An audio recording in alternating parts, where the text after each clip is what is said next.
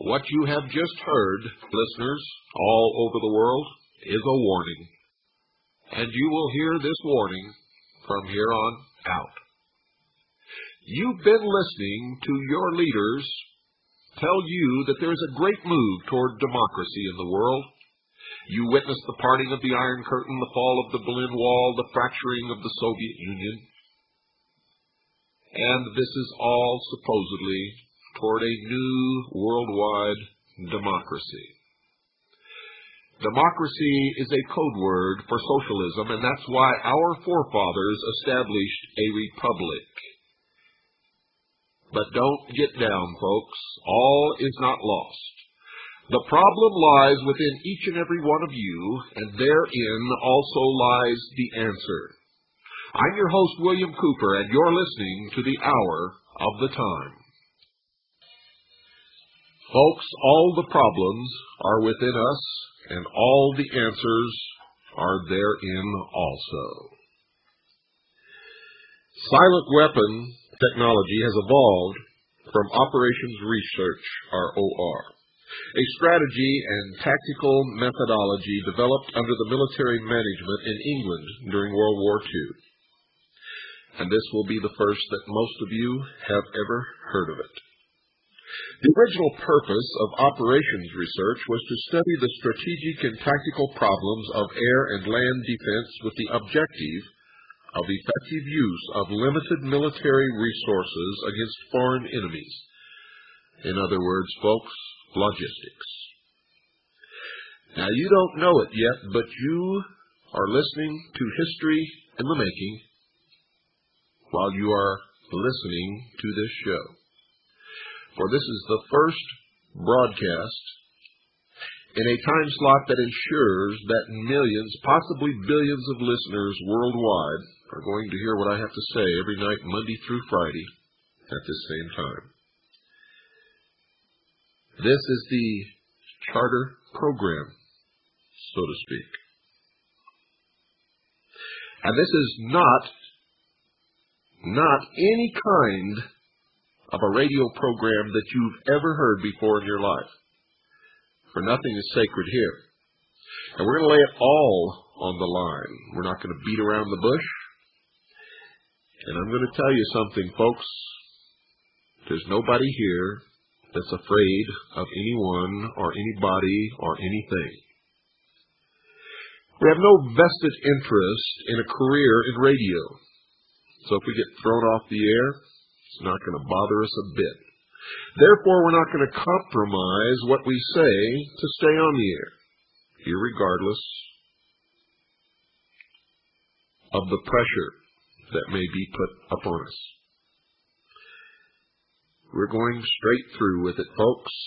And those of you who listen to this program regularly are going to be better informed than anybody else on the face of this earth. Before I go any farther, though, I'm going to have to give you my standard admonition that all of those who have come to my lectures, who have read my book, everyone who has been listening to this show on satellite or on WWCR since its inception on the 4th of May, 1982, they already know this, but I know that there's many new listeners out there tonight. So I'm going to give you this admonition, and you must obey it no matter what. You must not believe anything that you hear on this show, or on the Chuck Harder Show, or on the Tom Valentine Show, or on Larry King Live, or from the lips of Dan Rather, or George Bush, or Bill Clinton, or anyone else in this entire world, whether you hear it on radio or on television or from the lips of someone standing right in front of you. But you must listen to everyone, no matter who they are or what they are saying. For that is the true mark of intelligence. Listen to everything, believe nothing until you can prove you yourself. You must learn how to find the truth and prove it. If you can't do that, you might as well turn off your radio now. If you have to call someone else to ask if you should be listening to this show, you should turn off your radio now. We don't even want you to listen. Understand, folks, that only free-thinking, intelligent people who are prepared to root through all the crap and get at the truth should be listening to this show and nobody else. My admonition is the same with reading, whether it be newspapers or books or tea leaves. I don't care what it is. Read everything, believe nothing until you can prove through your own efforts whether it is true or false, or lies somewhere in between in the many shades of gray. If you don't do this, if you cannot do this or will not do this, or just plain too lazy to do this, then I can assure you that you will march into the New World Order as a docile slave.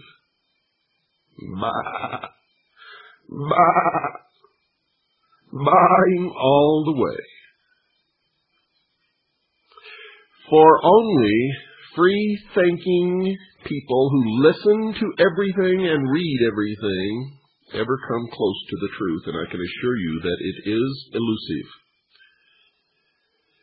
Everyone else are just puppets on the end of someone's string, and when that person pulls that string, those puppets dance right on cue because that's exactly what they are supposed to do.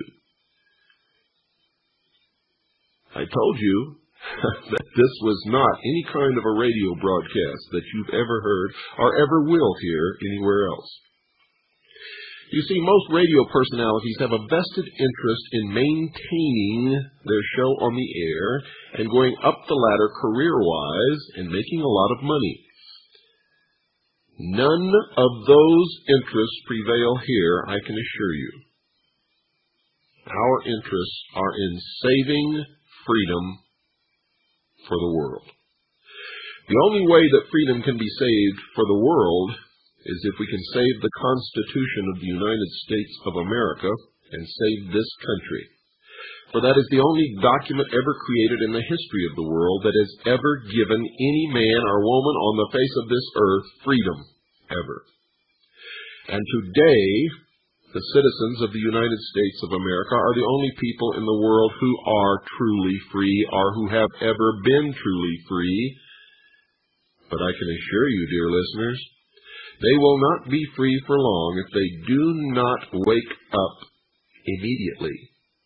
Time is running out. It's about 2 minutes until midnight, and at midnight the New World Order takes over. So you have a choice. Become educated. Begin to listen and to read from every source, and begin to put the pieces of the puzzle together, and begin to work, take an active role, take a risk, stick it out over the cliff, and don't worry about falling off. It's better to fall off trying to save freedom than to die in the chains. Folks, let me continue here with the silent weapon technology that I began with. For after they developed this operations research and found out that it could be extremely useful, it was soon recognized by those in positions of power that the same methods might be useful for totally controlling a society. But better tools at that time were necessary. Social engineering, folks, the analysis and automation of a society, requires the correlation of great amounts of constantly changing economic information or data. So a high-speed, computerized data processing system was necessary, which could race ahead of the society and predict when society would arrive for capitulation. Relay computers were too slow, but the electronic computer invented in 1946 by J. Presper Eckert and John W. Mauchly filled the bill. The next breakthrough was the development of the simplex method of linear programming in 1947 by the mathematician George B. Dantzig. Then, in 1948, the transistor, invented by J. Bardeen, W. H. Brattain, and W. Shockley, promised great expansion of the computer field by reducing space and power requirements. With these three inventions under their direction, those in positions of power strongly suspected that it was possible for them to control the whole world with the push of a button. Immediately, the Rockefeller Foundation got in on the ground floor by making a 4-year grant to Harvard College, funding the Harvard Economic Research Project for the study of the structure of the American economy. 1 year later, folks, in 1949, the United States Air Force joined in. In 1952, the original grant period terminated, and a high-level meeting of the elite was held to determine the next phase of social operations research. The Harvard Project had been very fruitful, as is borne out by the publication of some of its results in 1953, suggesting the feasibility of economic or social engineering. And this was published in a book called Studies in the Structure of the American Economy, copyright 1953, by Wassily Leontiev, International Sciences Press, Incorporated, White Plains, New York. I suggest you get it and read it. Engineered in the last half of the decade of the 1940s, the new quiet war machine stood, so to speak, in sparkling gold-plated hardware on the showroom floor by 1954. With the creation of the maser in 1954, the promise of unlocking unlimited sources of fusion atomic energy from the heavy hydrogen in seawater and the consequent availability of unlimited social power was a possibility only decades away. The combination, of course, was irresistible. The Quiet War was quietly declared by the international elite at a meeting held in 1954, and the name of that group, folks, is the Bilderberg Group. Although the silent weapons system was nearly exposed 13 years later, the evolution of the new weapons system has never, ever suffered any major setbacks, because no one has ever identified that what is happening to them is being caused by any kind of a weapons system at all. Nope, it's all an accident, folks. If you believe that, I got a couple of bridges that I'd like to get rid of. Please contact me with checkbook in hand. In 1954, it was well recognized by those in positions of authority that it was only a matter of time. Only a few decades, folks, before the general public would be able to grasp and upset the cradle of power, for the very elements of the new silent weapon technology were as accessible for a public utopia as they were for providing a private utopia. The issue of primary concern, that of dominance, revolved around the subject of the energy sciences. You see, folks, energy is recognized as the key to all activity on Earth. Natural science is the study of the sources and control of natural energy. And social science, theoretically expressed as economics, is the study of the sources and control of social energy, or society as a whole. Both, of course, are bookkeeping systems, mathematics. Therefore, mathematics is the primary energy science, and the bookkeeper can be king if the public can be kept ignorant of the methodology of the bookkeeping. You see, folks, all science is merely a means to an end. The means is knowledge. The end is control. And most of you don't understand it and never have understood it, and many of you never will understand that. And those in power believe that the end always justifies the means. And beyond this remains only one issue, folks. Who will be the beneficiary? In 1954, this was the issue of primary concern. Although the so-called moral issues were raised, in view of the law of natural selection, it was agreed that a nation or world of people who will not use their intelligence are no better than animals who do not have intelligence. Such people are beasts of burden and stakes on the table by choice and consent, always have been and always will be. Consequently, in the interest of future world order, peace, and tranquility, it was decided to privately wage a quiet war against the American public with an ultimate objective of permanently shifting the natural and social energy, or wealth, of the undisciplined and irresponsible many into the hands of the self-disciplined, responsible, and worthy few. In order to implement this objective, it was necessary to create, secure, and apply new weapons, which, as it turned out, were a class of weapons so subtle and sophisticated in their principle of operation and public appearance as to earn for themselves the name silent weapons. And it was quickly realized that if it was done properly, the public themselves would load the weapons and fire them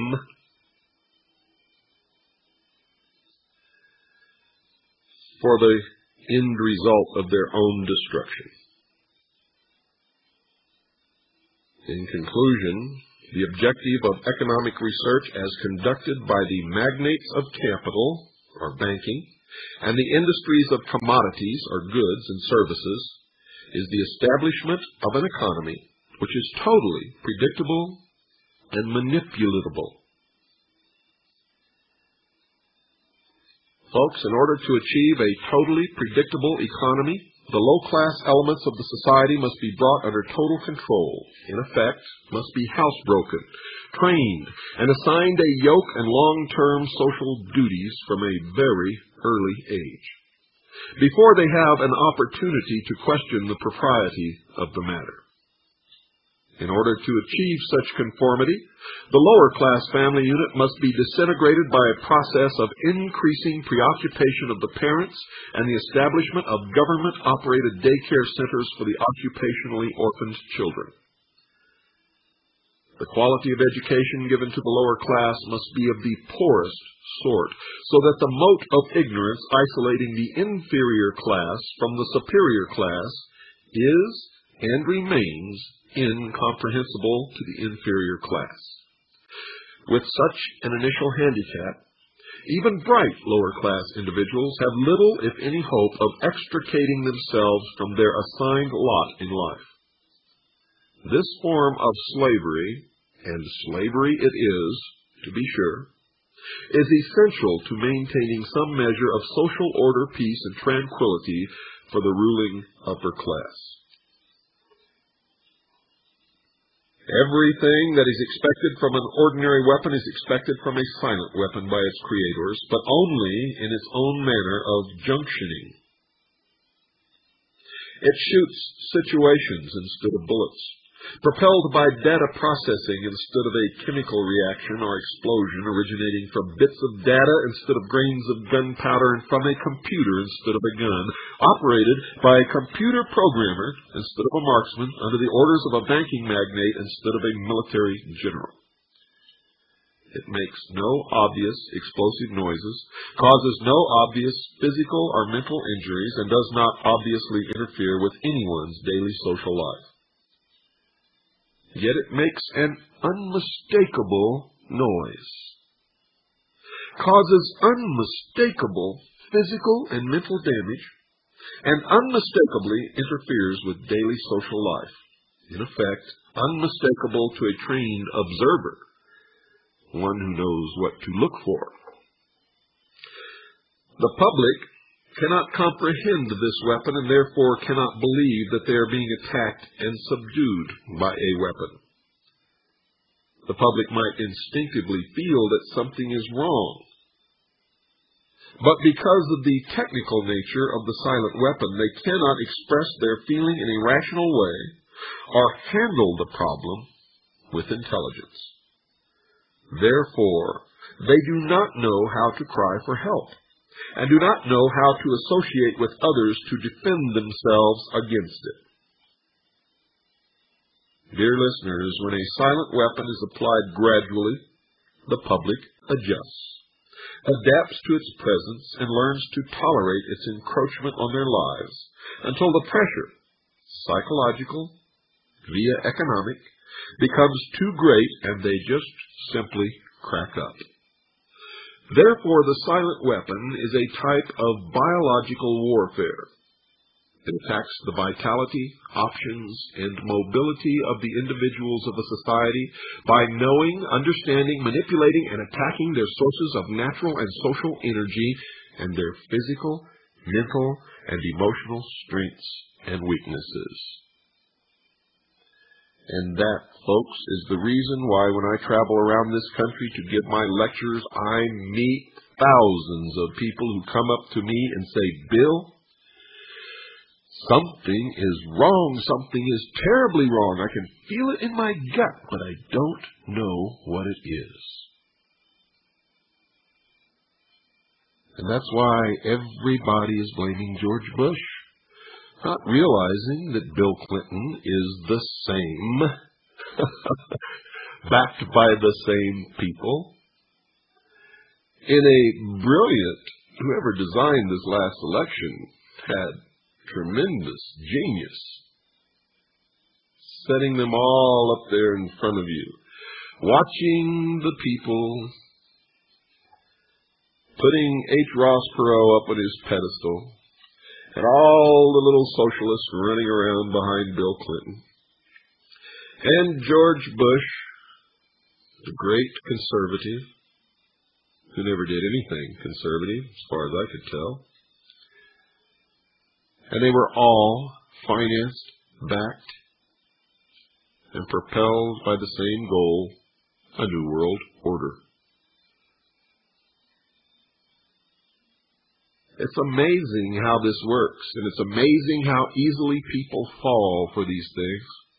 Have you ever gone into Radio Shack and bought a little battery, 50 cents? And you go up to the counter, and the man asks you for the last 4 digits of your telephone number, and he plugs it into the computer, and then he reads off your social security number and asks you if that's you. And you say, "Yeah, how'd you know that?" Well, if you were to turn that monitor around, you'd see that he's got almost everything in the world about you on that little computer. And where did he get it if you've never been to Radio Shack before? People are confronted with this on a daily basis and never ask any questions. Never. You purchase something, and in it there's a guarantee card with another big sheet attached to it asking you questions that you would be reluctant to tell your next-door neighbor. How much money do you make? Where do you work? How many toilets are in your house? Where did you buy this? How much money did you spend? Do you have a checking account? Are you an executive? Or are you a laborer? That's what I meant, folks, by loading the weapons. You see, none of that is required. In fact, it's illegal. Under the Privacy Act, you are not required to send any of that information in, but most of you listening not only do but have, and probably will continue, thinking that it might void your warranty if you don't.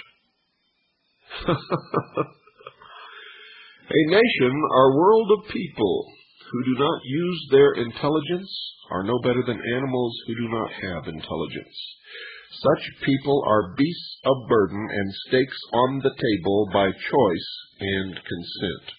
Do you fit that category, folks?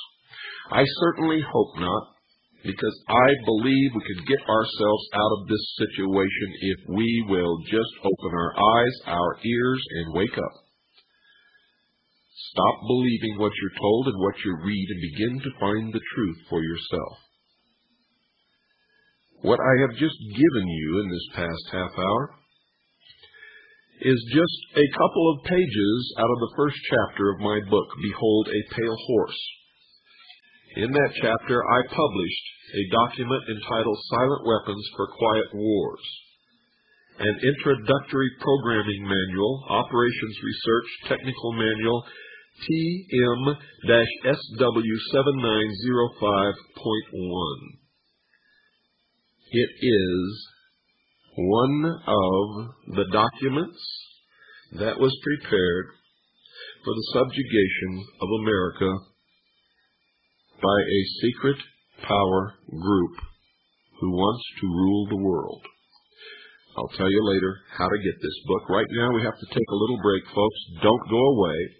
Don't touch that dial unless you don't like to think, unless you want to stay stupid, or unless you like being the puppet on the end of the string. I'll be right back. Oh yes, much to the dismay of a lot of socialists around this world, I'm still cruising after all of these years. I'm William Cooper, and you're listening to the Hour of the Time. Folks, I want to take a couple of minutes here and tell you about something that's happening in England this coming weekend. Saturday the 9th and Sunday the 10th of January 1993 in Wembley Arena. Seats a whole bunch of thousands of people. Nightlink Communications presents the first international conference exposing global deception. And you can call the Wembley Arena box office and get tickets with your Visa or MasterCard or American Express or any of those other kinds of things that I never carry, but I know a lot of people do. Call Wembley Arena box office. Now remember, this is in England, Great Britain. For those of you listening on the European continent or in Great Britain, if you can make it to this conference, you had better do it. I'm going to be there as one of the featured speakers. Wembley Arena box office. Here's the phone number. This is in England. Now remember, you have to precede it with the country code and all that kind of stuff. 081-900-1234. That's easy, isn't it? Let's do it again. Wembley Arena box office. 081-900-1234. Now, that's the number that you can call daily from 9 a.m. until 9 p.m. Monday through Saturday, and 9 a.m. to 7 p.m. Sunday. Since Sunday's gone, don't even worry about that. And you can order your tickets with your credit card if you want. Let me tell you who's going to be there besides me. Dr. Robert Strecker, M.D., Ph.D., will be there.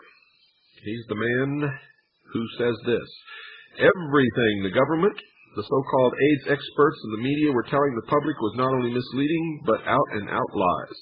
The truth of the matter is AIDS is a man-made disease. Eustace Mullins will be there. He has 40 years of continuous research and more than 35 books to his credit. He was a protege of Ezra Pound and is the world's premier conspiracy historian. And he's going to expose in detail behind-the-scenes international political and economic policy-making manipulations by a powerful elite whose goal is to bring about the New World Order. Jan M. Van Toorn will be there. And he says, I have in my possession scientific medical documents confirming the AZT kills you. AZT is a political and economic winner for the pharmaceutical multinationals.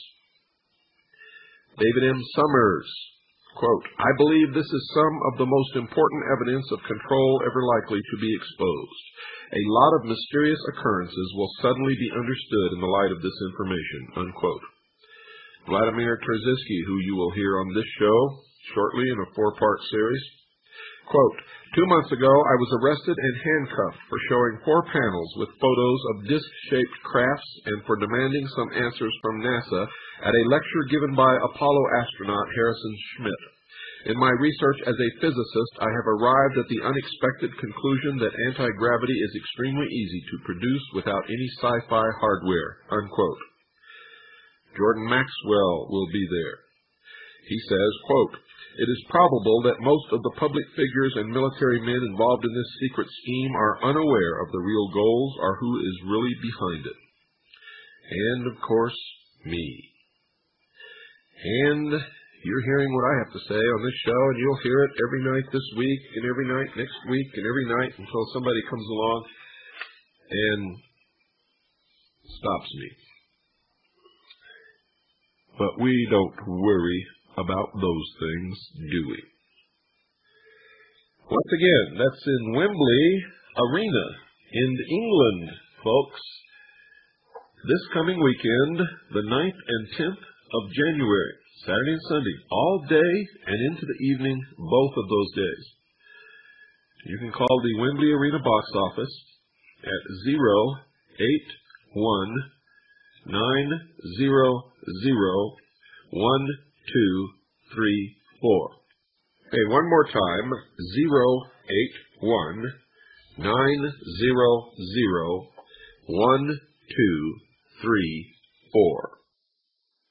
Well, if I know people, there's a lot of you sitting out there shaking your head saying, that doesn't apply to me. I'm not one of those sheeple. Well, let's find out, folks. And don't shoot the messenger, because you can never solve a problem unless you can stare it in the face and recognize it for what it is. And in this case, it's us. Let me just ask you a few questions to find out if you are really sheeple or not.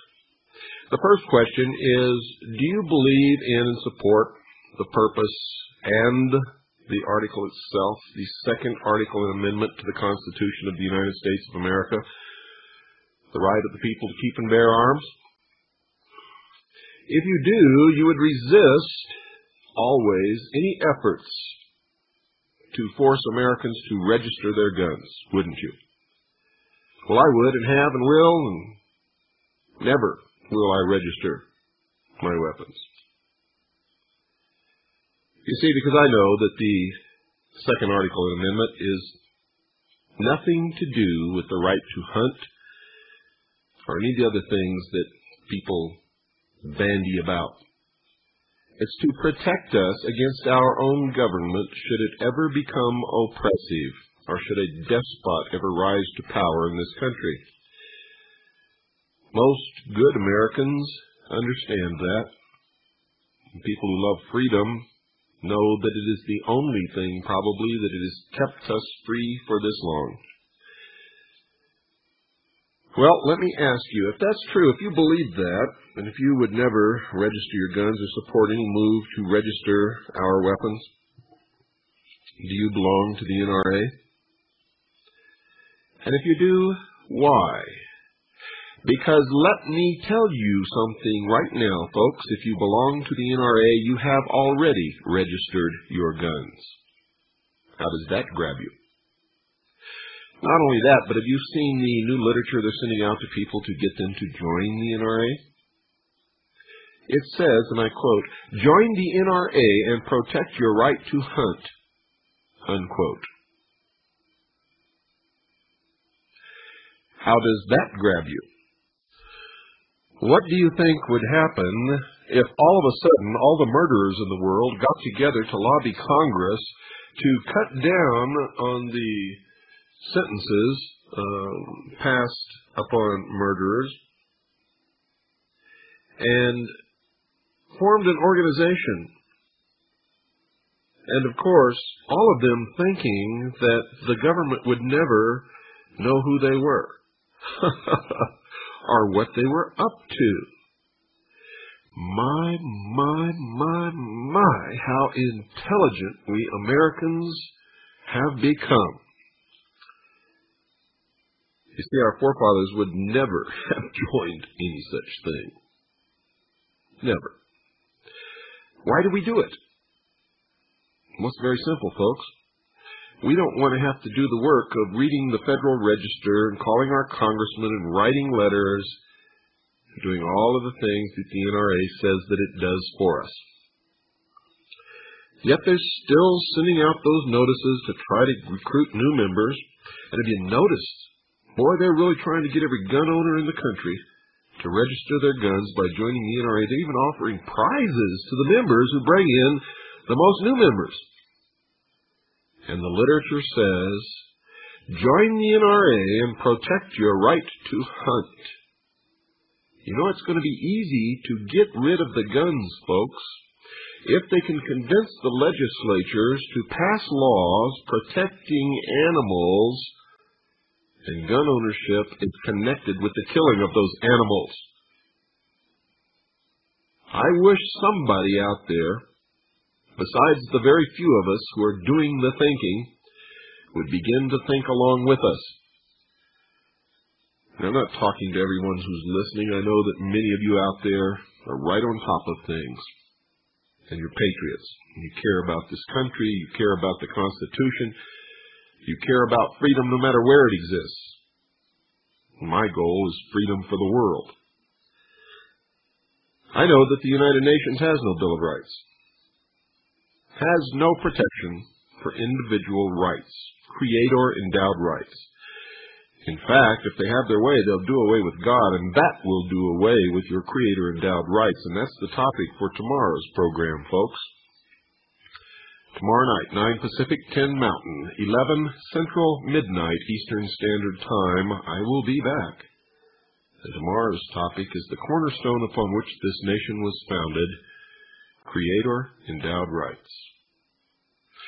Folks, if you'd like an information packet and what we're all about, what we have to offer, some of the available material that we have, if you'd like information about CAGI, the Citizens Agency Joint Intelligence, which is an organization that I started years ago, and it is at this moment the largest civilian intelligence gathering organization in the world, and it's also the most successful.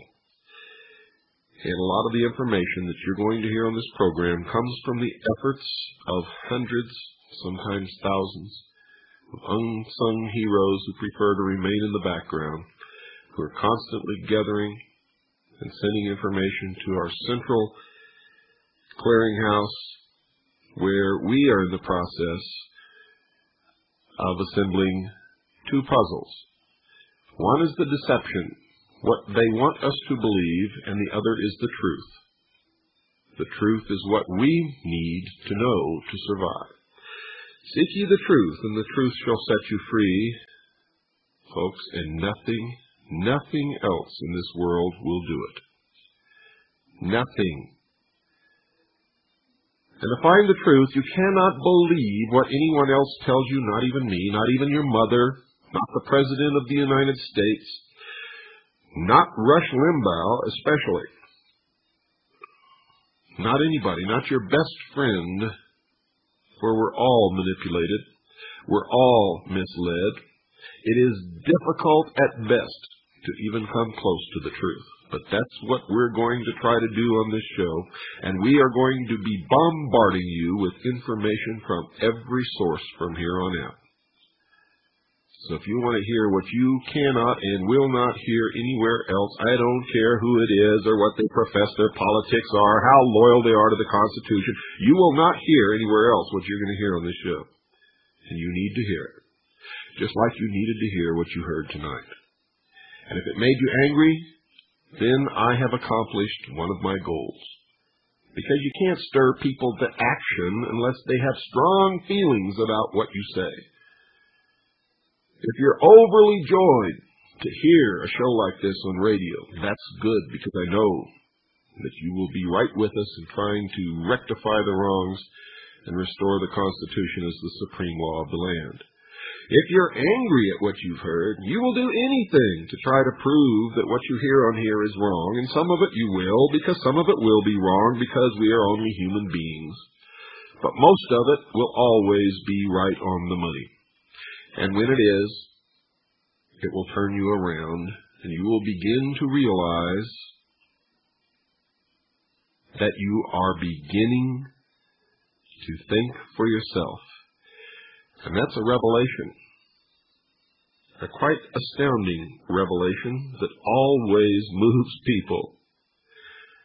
So, whether you're overjoyed at hearing this show, or you're extremely angry at me and at this show for what you've heard, then that is exactly what we set out to do. If you're indifferent, if we haven't stirred you, if we haven't pricked up your interest, if you're just indifferent, then I have failed. Failed miserably, in fact, if that's the way you feel after hearing this show. But tune in again tomorrow night and give me another chance. And if that doesn't work, tune in on Wednesday night. That'll perk you up because it's about money on Wednesday night. And a lot of you better be listening to that show because I'm going to tell you the truth about the Internal Revenue Service, something that everybody else ducks. And most of the talk show hosts, when you call them and ask them about it, they say, oh, everybody that ever tried that ends up in jail. The truth is, they don't know what they're talking about, never looked into it, never studied it. The people who study it and understand the law do not end up in jail. They are not evading taxes. They are operating totally and wholly within the law. The law that none of you listening, if you haven't gone that route, even know anything about. But you'll find out on Wednesday, so be listening at that time. And the following Wednesday, in fact, every Wednesday night, we're going to devote to that criminal organization known as the Internal Revenue Service and the Federal Reserve, which is really the parent organization. You see, the Internal Revenue Service is just the collection agency for the Federal Reserve. Anyway, you're going to learn about it all on the hour of the time. In the meantime, if you would like to get an information packet about CAGI, Citizens Agency Joint Intelligence, how you can join, what the benefits are, about how to purchase my book, Behold a Pale Horse, or those of you listening would like to purchase it right now, the price has just gone up. I think my book is the only book in history that the price has gone up in paperback after 2 years of being sold. It has been the underground bestseller 2 years in a row, and because of that, the publisher has raised the price by $5. So the book is actually $25, and Stan, because we send everything by UPS, it's another $5 for the UPS fee. So if you want the book, send $30, and we'll get it right out to you. Also, folks, it's the only book in the world that's absolutely 100% guaranteed if it's returned in the same condition in which you received it. That is, brand new condition.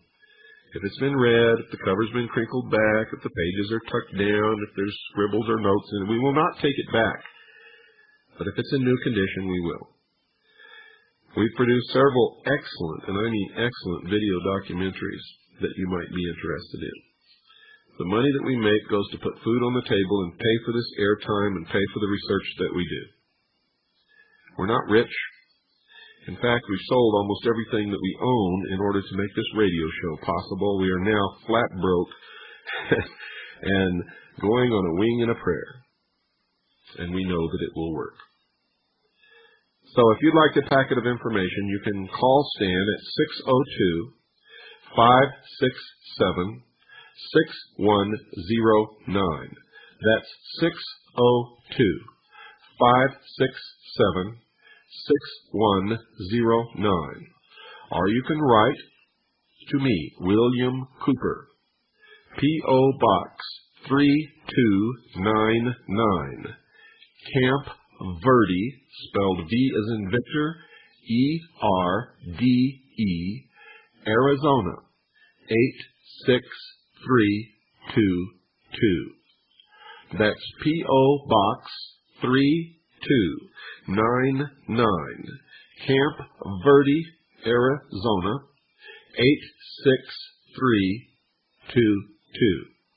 Now keep your pencil and paper handy, folks. If you missed this, there will be another little thing after the show goes off the air, which will repeat the phone number and the address again. Is there a conspiracy?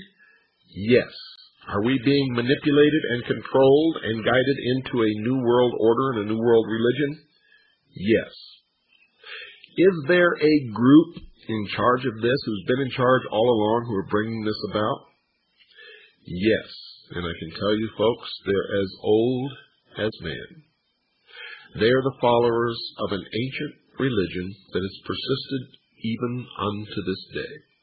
And these are just some of the things that you're going to learn in the future episodes of this show, The Hour of the Time. In case you didn't catch it, folks, tonight's lesson was nobody can do anything to us without our ignorance, apathy, stupidity, irresponsibility, and complete cooperation. Until tomorrow night, good night, and God bless you all.